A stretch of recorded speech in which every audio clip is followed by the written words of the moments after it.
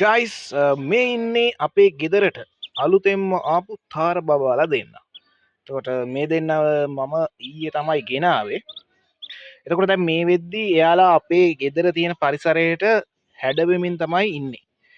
අනුගත වෙමින් තමයි ඉන්නේ. ඉතින් අපි දාමු මට මේ පරණ ටැංකියක් තිබ්බ. ඒ ටැංකියේ මෙයාලට ඉන්න පුළුවන් වතුර තියෙනවා. ඒ වගේම පොඩි ඉඩක් තියෙනවා මෙයාලට නාලා ඉවරලා ඇවිල්ලා ඉන්න. දැන් එහෙනම් අපි මේ එයාලව ටැංකියට දාමු.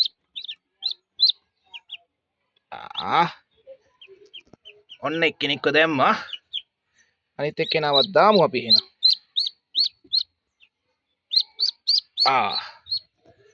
රයිට්.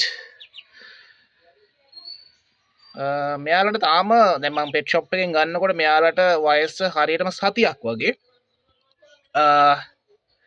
මීට කල්ලුත් මන් දෙන්නෙක් ගත්තා. ඒ දෙන්නගෙන් එක්කෙනෙක් නෑ. එක්කෙනෙක් මැරුණා.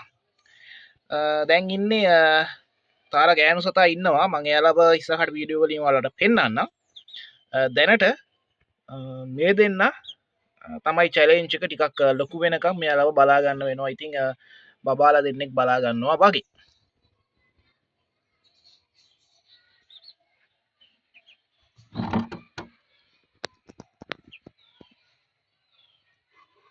පොඩක් අපි වතුරට දාලා බලමු කොහොමද දැන් මෙයාලගේ ස්විමින් කියලා.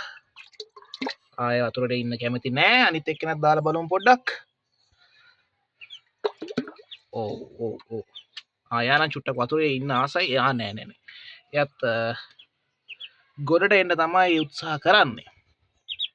උදේ පාන්දර නිසා මෙයාලා මේ පොඩ්ඩක් කම්මැලි නාගන්න වතුර ටිකක් ගෙනලා දාන්න වෙනවා.